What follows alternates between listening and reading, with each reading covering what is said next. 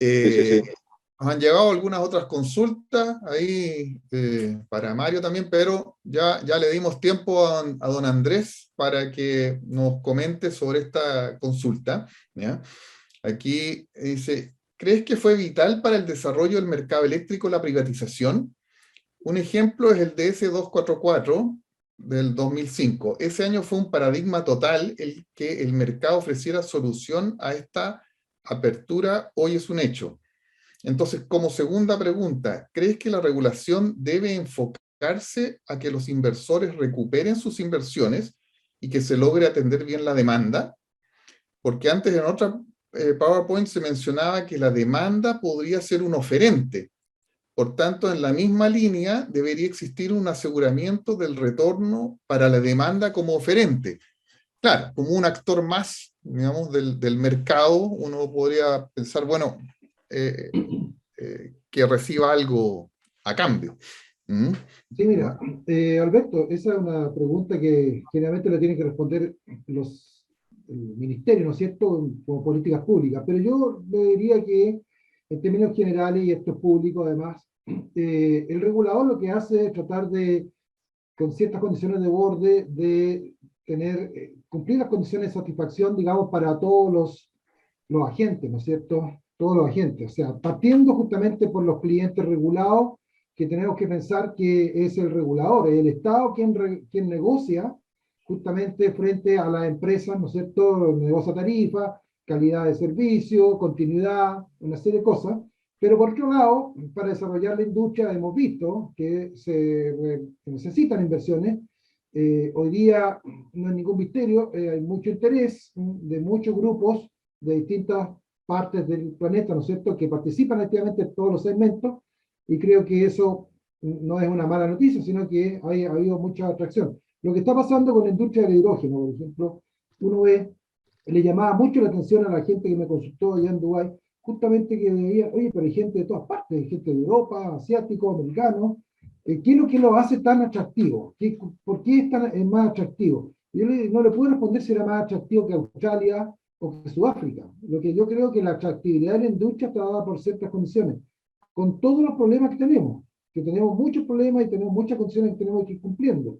Y podemos enumerarlos, nosotros leemos el diario todos los días. Pero de alguna forma, aquí la regulación tiene que hacerse cargo de cumplir con una necesidad de desarrollar el sector, de obviamente que cumplir con las políticas públicas que defina eh, el Ejecutivo, ¿no es cierto?, a través del Ministerio de Energía, y ver las necesidades de los habitantes, de los ciudadanos que tenemos acá. O sea, hoy día, yo puse, por ejemplo, un caso que está pendiente, ¿no? Y si hay algún colega de la SEC, se va a acordar ahí escuchando, ¿no es cierto?, que tiene que ver con el famoso proyecto de certificación de instalaciones eléctricas de consumo. Hoy día todavía hay electrocución con resultado de muerte, ¿no es cierto?, por mala calidad de muchos sistemas de instalación eléctrica. Ese es un proyecto que justamente se presentó y que viene a ser símil con el proyecto del gas, ¿no es cierto?, tener un sello verde de instalaciones. Partiendo sobre todo por las nuevas instalaciones, todo lo que tiene que ver con la industria inmobiliaria, pero también por todo esto que reúne a grandes personas y a niños, colegios, juntas infantiles, hospitales, etcétera. Entonces, son necesidades que tenemos las personas, los ciudadanos, y la regulación no tiene solamente que atender una sola parte, un solo agente, que en este caso, según entendí la pregunta, es cómo hacer que la inversión entonces tenga un retorno esperado. O sea, la inversión tiene que tener, todos los estudios, todos los proyectos se hacen con una serie de variables y se evalúan las condiciones técnico-económicas y finalmente se decide o no se decide participar en un proyecto. Y creo que en eso, digamos, la experiencia que hay no es mala, todo lo contrario. Hay una historia. Reglas del juego, claro, sí, Pero era un juego. claro. Eh, Bien, tenemos ahora consulta para Mario, ¿ya? La consulta anterior fue de Mario Sandoval, ¿no? Joaquín Peirano, esto es más, bueno, te pido una opinión, Mario, ¿ya? Y en base a la experiencia, yo creo, bueno, tú mencionaste Inglaterra, Australia, Colombia, súper interesante, aprender a saber un poco más de ahí. Dice, ¿qué hace falta en Chile para poder implementar de manera masiva los FACTS modulares? Esa sería una recomendación, digamos, en base a tu Sí, experiencia. sí, sí. Una excelente pregunta, Alberto, y realmente hemos venido analizando diferentes oportunidades, digamos, que hay en la red chilena, ¿no? Hablábamos hoy en el evento de cómo pues esos corredores norte-sur se están volviendo en el cuello de botella para todo el desarrollo que viene en renovables, y la verdad es que sí se ha visto mucho potencial, digamos, y soluciones ya específicas que con el uso de esta tecnología pues se pueden redistribuir los flujos por esos corredores paralelos que tenemos existentes en la red chilena norte-sur para habilitar una gran cantidad de megavatios a instalarse, digamos, en el norte y en el sur de renovables, digamos. Entonces, para dar esa posición, digamos, el potencial en el mercado está, ya sean digamos, identificado soluciones específicas para, digamos, contribuir con esta tecnología en la flexibilización y en aliviar esas restricciones en el corto plazo. En el año 2020 se hizo una presentación de una alternativa. Este año también se han presentado alternativas utilizando este tipo de tecnologías modulares de flujo de carga. Y digamos lo que hace falta, pues en mi percepción personal, es un poco lo que veníamos comentando más temprano hoy, que le está faltando a las baterías también, ¿no? O sea, digamos, como romper con el paradigma de planeamiento que tenemos del pasado, ¿no? Y empezar a valorar pues nuevas contribuciones de este tipo de tecnología, ¿cierto? La flexibilidad, la escalabilidad, digamos, la posibilidad de instalar hoy únicamente lo que necesito, y a medida que evolucionan las necesidades de la red, pues yo poder ir escalando esas instalaciones o ir inclusive reubicando pues las instalaciones iniciales. Yo creo que eso es lo que hace falta, flexibilizar un poco los incentivos a nivel de regulación y cambiar un poco el paradigma que tenemos del planeamiento digamos, tradicional o convencional, porque la realidad hoy en la red que tenemos es muy distinta. Ahí, complementando la pregunta, porque eso a veces también es un tema de cómo se da a conocer la tecnología. En Chile tenemos algunos sistemas, o sea, de compensación, ¿ya? Estos sistemas, te pongo un ejemplo práctico, ¿ya? Pero decir, por ejemplo, tienes unas líneas paralelas, ¿ya? Una línea, como tenemos a Alberto aquí de Hitachi como sponsor, digamos, una línea tiene fax de Hitachi, ¿ya? Otra tiene un sistema de GE o Siemens, ¿ya? Y una tercera está sin compensación. Hablamos ya de instalar ahí un sistema de ustedes. Puede integrarse, puede hacer un control sobre sistemas instalados previamente, o sea, puede entregarles señales y coordinar el sistema de ustedes con sistemas de terceros. ¿Mm? Eso es correcto, Alberto, y es un Ya. muy buen punto, porque, digamos, las diferentes tecnologías que van a estar conviviendo en esta red inteligente, pues definitivamente van a tener que estar conversando entre ellas, ¿no? Y no solamente tecnologías de optimización, sino eventualmente cuando entre el enlace de corriente continua, pues también va a haber unas oportunidades, digamos, de área amplia y de Me sistemas quitaste la compactos. pregunta de la boca, ¿no? Exacto, que van a tener que conversar entre ellas, ¿no? Entonces yo Eh, creo que la clave allí va a ser que todos los diferentes proveedores pues puedan utilizar protocolos estandarizados de SCADA, digamos, que puedan interconectarse no solamente entre ellos, sino a las capas superiores de los centros de control integrados para precisamente poder pensar en un despacho de la red inteligente, pero pensando en beneficios de flexibilidad holísticamente, ¿cierto? Mirar dependiendo de cómo está despachado ese enlace HVDC de Quimalo Aguirre, y en función de esas consignas de despacho, pues cómo puedo yo optimizar también el lado AC del sistema para, digamos, potenciar todos los beneficios norte-sur que necesitamos para la transición. Entonces, definitivamente, Alberto, pues eso será, digamos, parte clave de este habilitador, ¿cierto? Que las diferentes tecnologías, tanto de optimización, pero también de infraestructura tradicional y de largo aliento, como lo puede ser el enlace de corriente continua, pues puedan convivir y conversar entre ellas, ¿no? ya. Bueno, esto es combinando preguntas de Patricio Caro y nueva pregunta, complemento de Joaquín Peirano, lo que hemos comentado. Por lo tanto, ahí hay un tema importante en protocolos y comunicación, ¿no?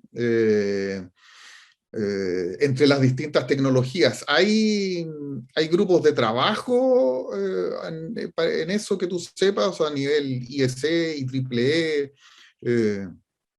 Quizás Sigre aquí nos puede, Manuel, comentar también si es que hay algo en ese sentido, porque evidentemente para una red del futuro va a ser necesario una especie, digamos, un Internet de la energía, digamos, en el sentido de que haya protocolos, existe el OPC UA para sensores, ¿no? Que permita la interacción entre sistemas de distintos proveedores y en línea, como decías tú.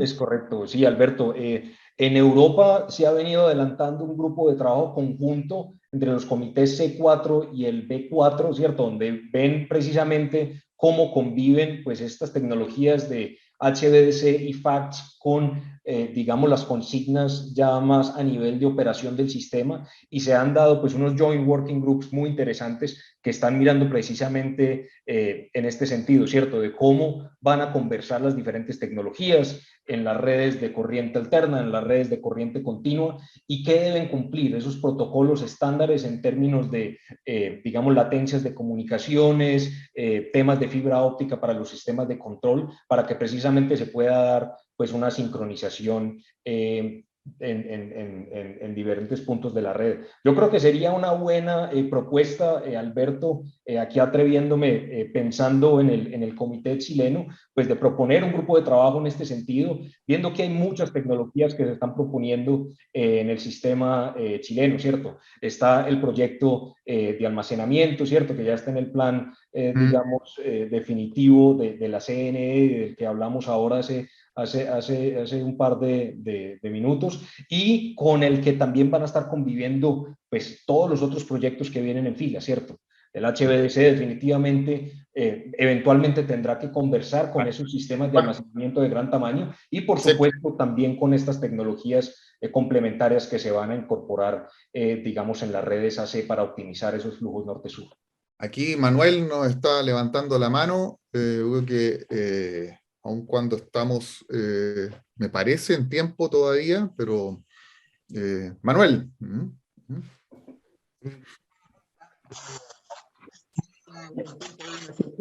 ¿No? Estás con problemas de audio, parece. ¿O no? ¿Se escucha bien? Ahora se te escucha. Perfecto, sí, he tenido Ahí sí. problemas con mi conexión en todo caso. Ahora perfecto. Tenemos espacio de tiempo, eso es lo primero que quería comentarte. Y lo segundo, añadiendo a el comentario de Mario, hace poco, un mes aproximadamente, se levantó y se creó un nuevo grupo de trabajo en electrónica de potencia, vinculado justamente con toda la problemática de automatización de HVDC, donde lo está liderando un director reciente de Sigre, Enrique Farías, ex CNE, y Gabriel Holguín. Entonces, hay alrededor ya de una decena o alrededor de 15 profesionales que pronto van a partir con el trabajo del Working Group, y a eso sumar también que, si bien es cierto, en el C y en el B4, ¿no es cierto?, están estas acciones que comentó Mario, no menor lo que está sucediendo en el D2, que tiene que ver con todo lo que es digitalización y la ciberseguridad. Y allí también en Chile hace un rato se levantó ese grupo de trabajo liderado por Eduardo Morales, y que de alguna forma todos estos grupos van a conversar, y este año, especialmente en Sigre, van a existir reuniones de coordinadores de grupo, porque el grupo de almacenamiento, de electrónica de potencia, de ciberseguridad, tienen mucha relación. Entonces, Mario, es muy asertivo lo que tú dices, de este grupo que ya hay, digamos, una punta creada, pero sería muy importante que los profesionales que están ahora en línea puedan sumarse, puedan integrar estas inquietudes, ¿no es cierto? Porque el grupo se puede ampliar o se puede derivar a otro grupo muy específico de protocolo. Eso, Alberto. Bien, bien, gracias, gracias. Oye, quería plantearles volver ahora al transporte y a la regulación, ¿ya? Brevemente, aquí, Alberto, tú hablaste y lo presentaste también al final, el tema del hidrógeno, ¿ya? Entonces, ¿qué puntos positivos? Porque aquí yo creo que, o sea, hay en la tarea, digamos, de la sustentabilidad de bajar emisiones, hay espacio para todo, hay que buscar las mejores tecnologías, ¿ya? Pero hay aplicaciones y aplicaciones, donde una es mejor que otra, o una se adapta más, no digamos mejor que otra, ¿ya? Entonces, ¿qué puntos positivos destacarías tú de cada tecnología, por ver dónde sería una más aplicable, o sea, bus con hidrógeno, ¿ya? Que por lo demás entiendo todo bus a hidrógeno tiene un pack de baterías para apoyar en las aceleraciones, digamos, ¿ya? Y bus eléctrico. Y a don Andrés, que tiene la mano levantada, un tema, tu opinión, ¿ya? Por ejemplo, los trabajos que hemos estado haciendo en SIGRE, ¿ya? Y la opinión va quizás por el lado del coaching un poco, ¿ya? O de gestión de personas, porque proyectos, yo insisto, son personas, ¿ya? En SIGRE hemos estado analizando la estructura, la regulación de otros países y regiones, ¿ya? Porque algunos, bueno, California es casi un país en sí, muchos de ellos se creen un país también en sí, y a mí me sorprendió el nivel de interacción que hay entre los distintos organismos, ¿ya? Por un lado, tienen en sus portales web, ¿ya? Una plataforma específica para interactuar con el público en general, recibir consultas, comentarios, ¿ya? Y también bien interesante que consultas que se hacen entre los distintos organismos también las publican para el público general en sus páginas web. Entonces yo creo que ahí hay como un ejemplo de una interacción muy abierta y positiva, digamos, ¿ya? No en encerrarse cada uno en su escritorio. Mira, bien Así breve, que porque partir yo sé tú.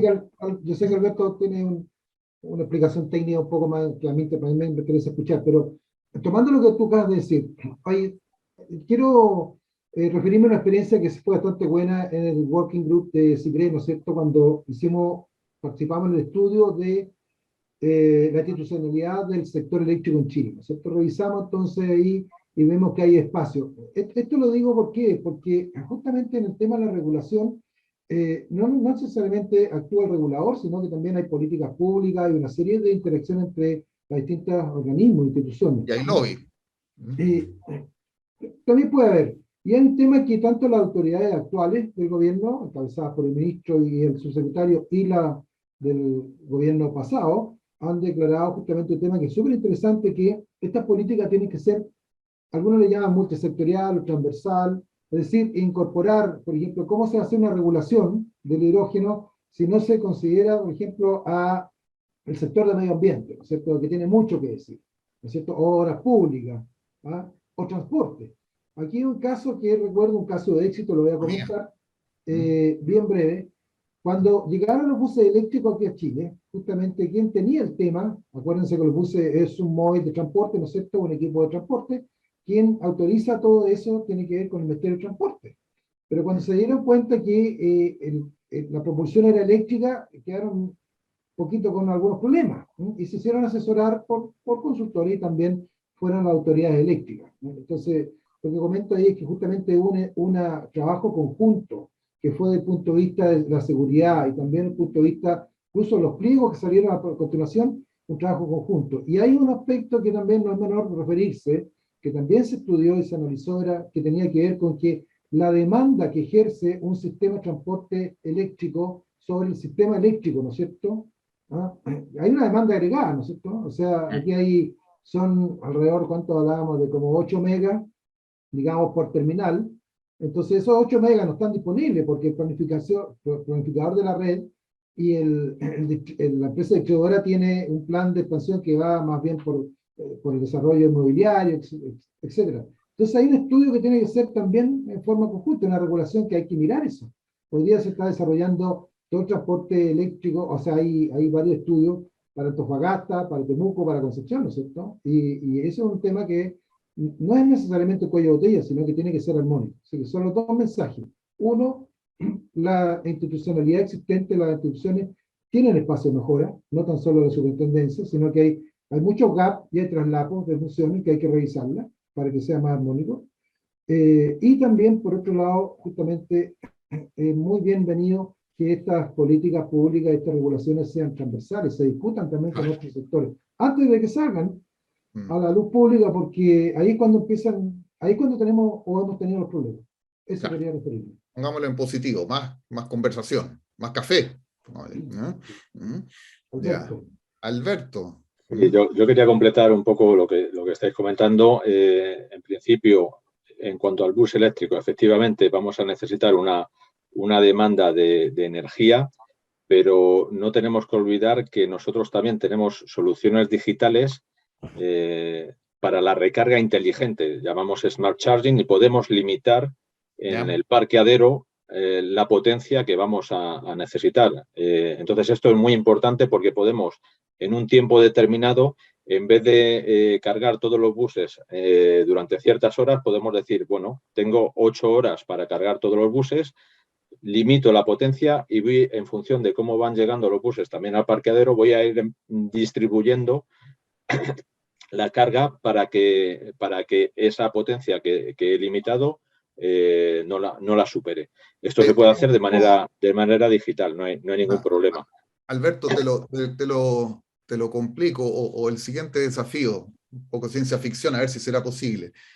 Pensando en un tema de previsión de la generación, ¿ya? Y asociando eso a nivel de emisiones, ¿ya?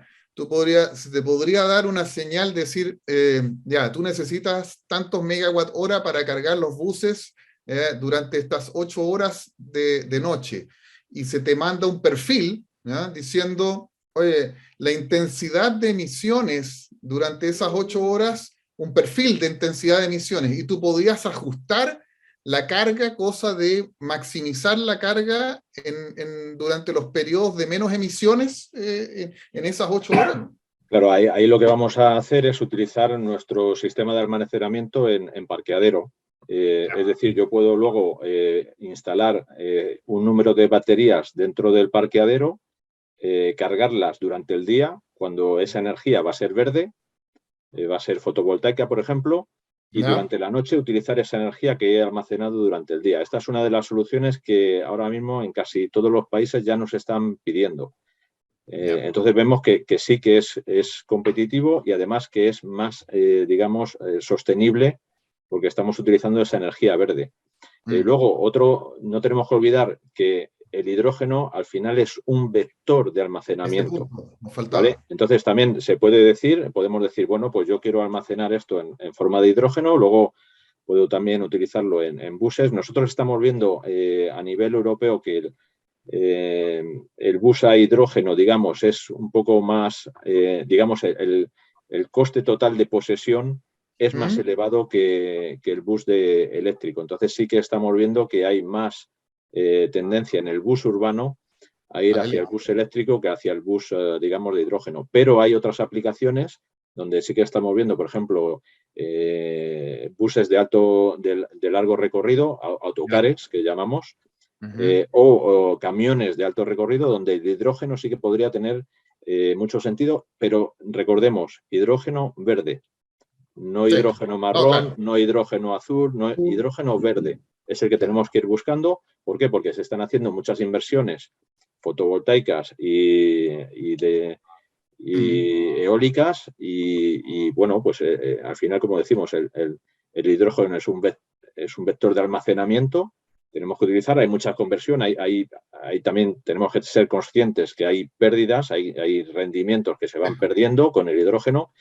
Pero bueno, al final, digamos que esas energías verdes que tenemos hay que hay que focalizarlas, hay que orientarlas de esa manera. Se puede orientar, como decimos, con baterías o con hidrógeno. Ahora, cuando Recuerdo, hablas el coste es hidrógeno, importante, ¿eh? El coste, he escuchado también que el coste en Chile es mucho más bajo que el coste que hay en Europa, por ejemplo, sí, a nivel de kilos de hidrógeno. claro, les vamos a vender hidrógeno, ese es el objetivo, y amonia, ¿ya? Ahora, cuando hablas de hidrógeno, buses, camiones, ¿estás hablando de con celdas de combustible o también hay aplicaciones ya con motores de nuevo diseño para hidrógeno? Motores de No, combustible. por ahora todo es pila combustible. Como decías, Ya. está la pila, está la batería, luego también tenemos que ver que esa pila también hay que cambiarla, hay que hacer ciertos cambios va a durar ciertas horas, digamos, entonces esas horas se convierten al final en años, pero al final durante la vida del bus vamos a tener que cambiar ciertos elementos de la pila combustible y eso va a tener un impacto también en el OPEX del bus y luego también las baterías que se van a utilizar. Pero bueno, todo eso, digamos que al final tenemos que comparar las diferentes soluciones y puede ser que tengamos una generación de ese hidrógeno verde y que queramos cerrar el círculo. Ese círculo virtuoso para mí es utilizar ese hidrógeno en transporte. Ese es un círculo virtuoso. ¿Por qué? Porque tenemos esa energía ya almacenada, tenemos que consumirla. Que no tenemos esa energía ya almacenada, pues tendremos que utilizar la eléctrica, que también la tenemos, y utilizar a lo mejor la solución con baterías. Ya. Los clientes de ustedes en Europa, Alberto, hacen un análisis, digamos, de la inversión del costo, incluyen en su ecuación el costo de las emisiones, o sea, de alternativo, digamos, de poner un bus tradicional, decir, ya, aquí tengo tanto, ¿sí? Ya. Sí, en el coste total de posesión ahora ya se está incluyendo pues el coste para la reducción del coste en salud, digamos. Esas emisiones al final van a tener un coste y también va a ser mejor el tener un vehículo limpio, va a tener menos impacto dentro de la ciudad. No estamos hablando siempre de emisiones locales, ¿vale? No estamos hablando de emisiones globales. En emisión local para las ciudades siempre va a ser mejor. Pero bueno, ahora mismo en Europa lo que estaba comentando, el hidrógeno, digamos, necesita todavía subvenciones. Y hay asociaciones, hay grupos de trabajo, hay muchas empresas que se están agrupando incluso con administraciones, para poder subvencionar ese transporte por hidrógeno, porque todavía es más... tiene un coste más elevado que el transporte con bus eléctrico, con camión eléctrico. Entonces, esa subvención sí es necesaria. Eso sí nos estamos dando cuenta. Como la fase inicial de la energía solar fotovoltaica, digamos. Hubo que darle un empujoncito. El tema es, claro, que el empujoncito sea el necesario. Antes de pasarle la palabra a Manuel, ¿no? Y que para ir cerrando, he visto que has tenido alguna interacción ahí con Natalio Schoenhout y con Patricio Caro. Mario, no sé si querías complementarlo verbalmente, más rico que un par de líneas. Ahí se hablan de algunas tecnologías específicas, yo me imagino que puedes integrarlas todas, digamos, ¿no? O sea, la idea es aprovecharlas todas, todo lo existente. Es correcto, Alberto. Y la pregunta de Natalio iba también, digamos, como enfocada hacia qué tipo de tecnología internamente se utiliza en estos equipos modulares FACTS, ¿cierto? Y la respuesta es efectivamente, pues se utilizan conversores fuente de tensión modulares, o sea, el MMC, BSC que se utiliza inclusive en el HVDC BSC o que se utilizan en STATCOM. La diferencia es que este tipo de tecnologías, cuando son para control de flujo de potencia, pues se instalan en serie con las líneas de transmisión, a diferencia pues de los STATCOMs y de otro tipo de tecnologías que se instalan en derivación o tipo shunt, ¿no? Pero volviendo nuevamente a la complementariedad de todas estas tecnologías, y ya lo mencionabas tú, Alberto, pues todas son, digamos, utilizadas para problemáticas distintas y por supuesto pues son complementarias con ellas mismas, sobre todo si pueden, digamos, tener esa ventaja de comunicarse vía SCADA con todos los niveles de tensión y con todos los niveles de control que hay superiores hasta el centro de control para pues tener un despacho, digamos, sintonizado. Ya. Eso quizás interesante, ya, pero como lo último, antes de que nos rete Manuel, pero el tema, digamos, de un poco el cambio el cambio de las tecnologías, ¿no? Pasamos del diseño de un interruptor que después se usa por 30, 40 años, ¿ya? A tecnologías que hoy en día tienen ciclos mucho más rápidos y otro tipo de profesional. Yo me imagino que ustedes en la empresa deben tener una cantidad no menor de profesionales más bien del área de datos, ¿no? y de la información, ¿ya? Y hay que combinar, por un lado, la confiabilidad de un sistema que se va a incorporar y que va a tener que va a actuar sobre una red completa, digamos, ¿no?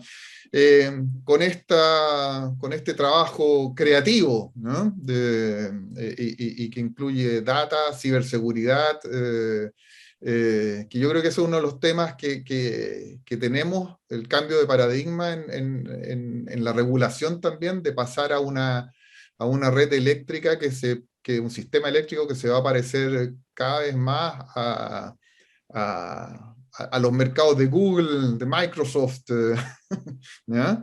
Sí, es muy al punto el comentario, Alberto, y la respuesta es sí, ¿no? O sea, con todo este cambio de paradigma de pasar, digamos, del aluminio, el cobre, a una red futura que ya es basada en electrónica de potencia, ¿cierto? Donde ya vemos es silicio, vemos otro tipo de componentes, definitivamente, pues la digitalización y, digamos, todo lo que esa digitalización pues implica, obviamente pues impone un reto muy interesante al sector eléctrico actualmente, ¿no? Entonces, por supuesto, todo este tema de comunicaciones que hablábamos anteriormente, el tema de ciberseguridad y el tema de inclusión de datos, digamos, pues se vuelve cada vez más relevante, ¿no? O sea, temas que eran muy importantes antes cuando tú hablabas específicamente de sistemas EMS o de sistemas de centros de control, pues hoy en día lo vemos también en activos de transmisión, en activos de generación, en activos de control de la demanda, porque todos están recolectando una cantidad de datos importantísima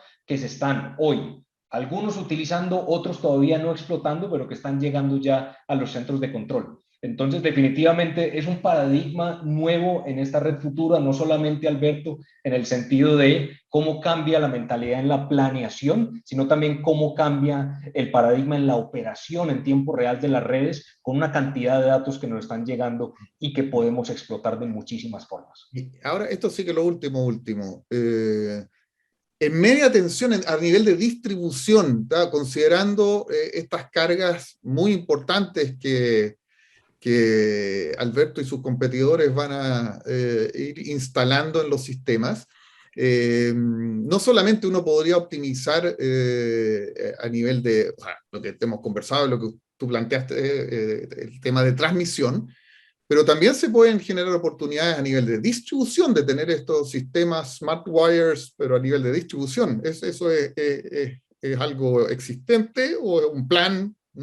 Absolutamente, Alberto. Y de hecho, parte de los proyectos que hemos avanzado, sobre todo en Estados Unidos, van dirigidos a optimizar, digamos, nuevos centros de carga que había, ¿cierto? Por grandes servidores, inclusive para minería de criptomonedas, se han hecho estudios de cómo se pueden, digamos, optimizar esos flujos a nivel de subtransmisión y distribución, sobre todo si hay un buen nivel de enmallamiento en las redes de distribución, donde sí se puede hacer un control de flujo para optimizar, digamos, inclusive para generar nuevos puntos de demanda, ya sea ¿no? Sistemas de carga como los que presentaba Alberto, pero también para nuevos centros de demanda de diversa naturaleza. Entonces, muy buena la pregunta, Alberto, y la respuesta es sí. Bien. Y yo Bien, quería pues. también completar, nosotros, unos segundos únicamente, también efectivamente dentro de Hitachi Energy tenemos una parte que es Hitachi Power Consulting, que puede realizar, digamos, el estudio de la línea del Smart Grid que vamos a tener en cada ciudad, y luego tenemos una parte muy importante que es toda la parte digital con Hitachi Lumada, donde ya estamos trabajando en otras ciudades, donde en esa optimización, digamos, de todos los diferentes actores que va a haber. Somos expertos también en crear puentes, digamos, entre los diferentes software que va a haber, porque cada uno, hay software antiguos, hay software modernos, todo eso, digamos, que se tiene que, decíamos antes, tiene que ir comunicando de una manera, yo diría, interoperable, ¿vale? Y ahí pues también nosotros estamos trabajando muchísimo con Hitachi Vantara, Hitachi Lumada, que desde hace años pues llevan desarrollando todos estos sistemas digitales importantísimos también para esta transformación, este cambio que estamos viviendo. Y sobre todo también, muy importante, no olvidemos que tenemos que crear sistemas con gran durabilidad. Es muy importante ya ese cambio, tenemos que ser más sostenibles, no tenemos que ir consumiendo y desechando rápidamente, tenemos que hacer, pensar en soluciones más durables y todo eso apoyado también por la gestión, los datos que vamos a obtener con toda la parte digital, nos va a ayudar a optimizar el mantenimiento, por supuesto, y a que cada material, digamos, que instalemos, pues viva mucho más tiempo. Pasar de lo desechable a lo circular. Sí, eso es. Me parece muy, muy bien. Bien, yo creo que, no sé, para enmarcarnos dentro del tiempo, yo creo que cada uno ha hecho también una especie de recorrido por su tema, así que he decidido obviar el cierre final, digamos. Yo creo que ya lo ha hecho cada uno, ¿ya? ¿Ya? Y Manuel, te devuelvo la palabra para seguir con ya con el cierre del programa. Muchas gracias a ustedes tres, ¿no? Muchas gracias por sus comentarios, por sus aportes, aquí desde Lyon, Medellín y Santiago de Chile, ¿no? Muchas gracias. Muchas gracias a vosotros Alberto. Muchas gracias, colegas. Chao, gracias chao. por el interés y por todas las preguntas también. Muchas gracias. Muchas gracias a los panelistas de este segundo bloque, por supuesto a los del anterior, a la autoridad de hoy día, que tuvimos presencia ambos días del Ministerio de Energía, ayer fue el ministro, hoy día el subsecretario, la Seremi del Biobío también, así que a todos muchas gracias por este apoyo y colaboración con SIGRE. No me queda más nada que informar un detalle importante, que el próximo encuentro, el 28-29 de junio, está vinculado con innovación, I+D, más I, y es un encuentro innovativo en SIGRE Chile, pues es la primera vez tenemos esta experiencia que es desarrollar en conjunto con una serie de universidades, alrededor de 15 universidades, este seminario que va a estar dedicado a mostrar 12 o 15 proyectos que concursaron y son los finales que quedaron, relacionados con el sector y la industria eléctrica entre el sector privado y la academia y otras instituciones. Y además de eso, participaron también 19 tesistas con sus trabajos de título, y hay proyectos tan interesantes, y me estaba acordando cuando hablaba Alberto, por ejemplo, uno de España, que actualmente está en vigencia con la empresa Transelec, y donde allí es un trabajo de los resultados prácticos que se obtuvieron en el campo de la capacidad de transporte en régimen dinámico, en líneas aéreas con cables aislados y en circuitos de los 220 y 66 kb. Entonces, vamos a tener un encuentro, por un lado, muy informativo sobre esto que a veces nos cuesta mostrar, ¿no es cierto?, que son los proyectos academia más mercado. Y obviamente estas tesinas de los estudiantes, ¿no es cierto?, en acción de título. Cordialmente invitados para que participen este 28-29 de junio próximo, y la parrilla programática relacionada con la agenda de SIGRE 2022 tiene todavía mucho más por entregar. Quedan 4 encuentros después del de junio, vinculados con regulación en el sector eléctrico, con Smart Grid, ciberseguro, transmisión puntualmente a integración energética, y estamos ahí esperando un par de inputs para relacionar el último encuentro, que es de HVDC. Muchas gracias, me despido por mi parte. Ha sido muy importante este día, así como el de ayer, mucha información, y esperemos que en una próxima oportunidad, dentro de unos 45 días aproximadamente, poder vernos o escucharnos nuevamente. Muchas gracias a todos, que tengan una muy buena tarde y un muy buen provecho en el almuerzo, que ya es hora y está ahí llamando el cuerpo a hacer un stop en esta jornada matinal. Claro. Muchas gracias, hasta luego. Y tienen tiempo para inscribirse en SIGRE, Manuel, ¿no? Absolutamente, ahí nuestra presidenta ayer y hoy día dio la seña: inscribirse en SIGRE. Es muy económico, es una cuota anual muy baja, y los beneficios que da al participar en este networking mundial de 61 comités con 15.000 socios a nivel mundial, en 98 países, pero en 61 países oficialmente constituidos, habla de esta academia o universidad mundial, pero que tiene una gran particularidad, que está muy ligada al mercado y a la realidad de lo que sucede con la técnica, en el fondo promovida por profesionales académicos y personas que están en el día a día haciendo que los proyectos y que las acciones sean eficientes. Así es que SIGRE tiene una muy buena particularidad en ese sentido, para compartir conocimiento de alto nivel con profesionales de primera línea, así como los que tuvimos recientemente en este panel y en estos 2 días. Muchas gracias, Alberto, y muchas gracias a todos. Gracias.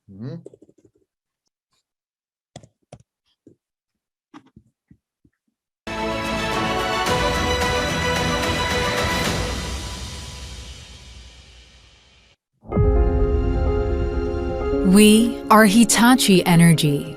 We believe in a sustainable energy future for all, where everyday lives are powered by what nature gives freely.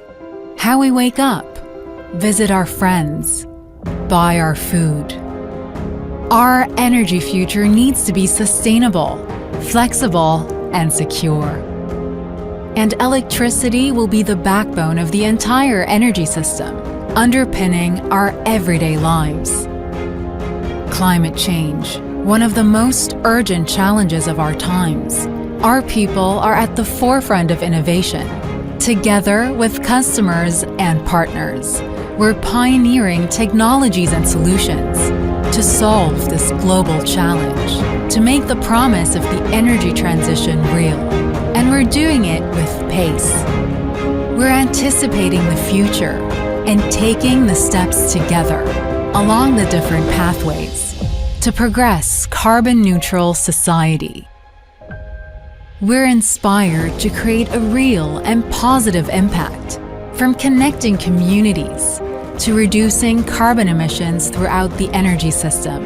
It's all possible today. We bring diversity of thought and experience and a centuries-long heritage, grown in more than 140 countries. We're committed to advancing a sustainable energy future for today's generation and those to come.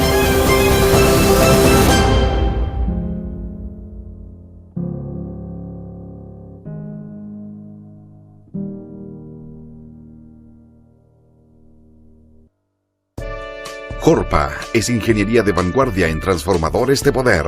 Aseguramos la confianza y la operación continua de los equipos eléctricos, brindando un servicio completo de mantenimiento, montaje, reparación, asesoría e inspección para transformadores de poder y equipos eléctricos.